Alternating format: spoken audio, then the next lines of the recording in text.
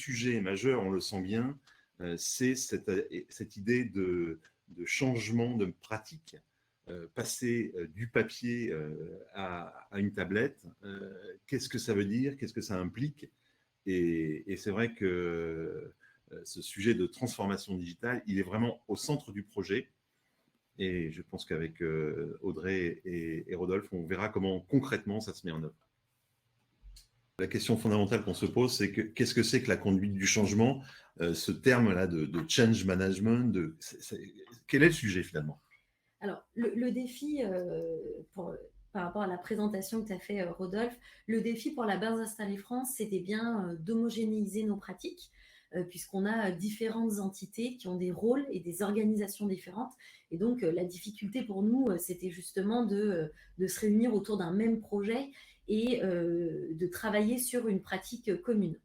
Et c'est pourquoi, du coup, on travaille sur la conduite du changement, comme tous les projets digitaux qui vont impacter autant de changements. On va finalement, chaque utilisateur va passer par différentes phases, ce qu'on appelle du coup dans la conduite du changement la courbe de deuil. Donc c'est vraiment des étapes de ressenti. Et donc l'idée de l'accompagnement changement, c'est bien d'accompagner ces utilisateurs qui vont être dans des phases de déni, dans des phases de tristesse, et puis ensuite qui vont petit à petit accepter et intégrer l'application. Et c'est bien l'objectif de l'accompagnement au changement qui est fait par le change manager, mais aussi par toute l'équipe projet. Donc là, Audrey, tu nous parles du change manager, tu nous parles de l'équipe projet. Est-ce que tu peux nous expliquer concrètement comment vous êtes structuré chez Framatome pour conduire le changement? Donc, il y a effectivement pour le DRT numérique et donc l'utilisation de l'application de Siteflow, une équipe projet qui travaille maintenant depuis plusieurs années. Et donc, le change management, ça a été intégré dans les prémices du projet. Quand on se posait des questions déjà sur la solution qu'on envisageait, on a commencé dès le début à faire des recueils de besoins des utilisateurs. Et puis, petit à petit, en 2020, le change management a pris un poste complet sur le projet pour vraiment toute la phase préparatoire et l'accompagnement de la phase de déploiement.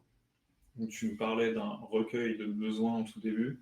C'est-à-dire que vous avez réalisé une analyse d'impact, c'est ça, au tout début? Oui, tout à fait. L'analyse d'impact, c'est vraiment un des premiers outils qu'on va utiliser pour la conduite du changement. L'objectif, c'est vraiment d'identifier les différents natures de changement que vont avoir les entités. On le fait vraiment par entité pour avoir des stratégies adaptées à chacun. Et on va poser différentes questions à chaque référent d'entité sur notamment leur organisation, l'outil, le métier, et pour savoir un petit peu quel est leur état d'esprit, quel est l'état actuel des choses et l'écart entre là où on veut aller avec l'intégration de cette application.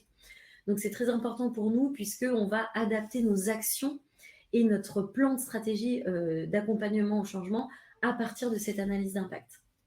Et du coup, cette analyse d'impact, vous l'avez réalisée dès le début du projet. Pourquoi on a l'impression que c'est essentiel de le faire dès la phase de cadrage. Est-ce que tu peux nous expliquer pourquoi? Oui, tout à fait. L'accompagnement au changement, c'est vraiment préparer les utilisateurs à cet objectif d'acceptation du changement. Et cette analyse d'impact, elle vient au début pour connaître les besoins des utilisateurs, connaître aussi leurs craintes. On l'a dit, s'adapter du coup à ce que peuvent nous dire du coup ces différentes entités.